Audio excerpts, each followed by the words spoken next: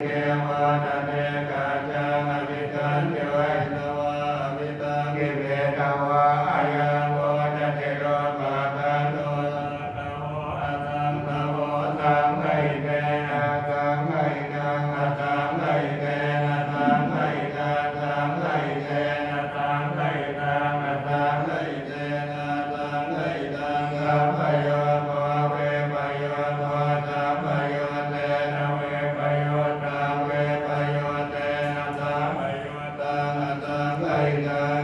ปัญญาติโยอานะปัญญาติอายตนะปัญญาติธาตุปัญญาติสัจจปัญญาติอินทรียปัญญาติโภคารปัญญาติเกตาวตาโภคารานังโภคารปัญญาติสมัยวิโมตโตสมัยวิโมตโตโตปะทัมโมโตปะทัมโมปริหานธัมโม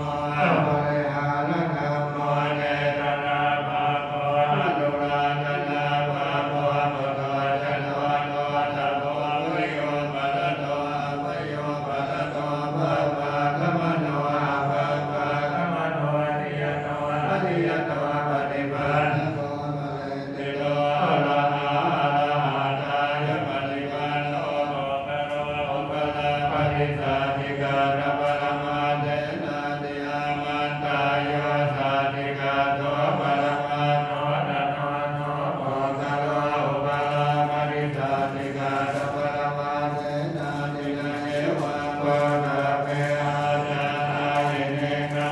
หาติโมคโรอุปลาปฏิสัทธิกาตปรมาเทนะเตนะวะตะเลวะนะเป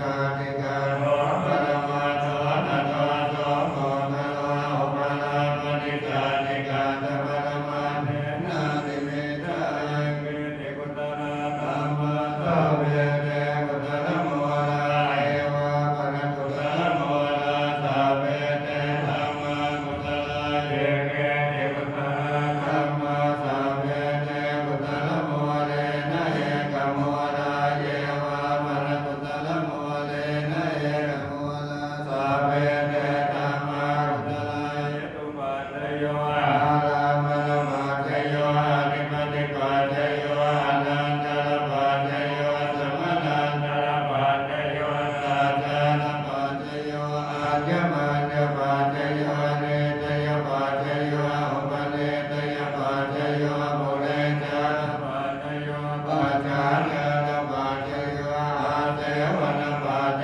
โยธัมมปัจจโยวิภาคปัจจโยอาหารปัจจ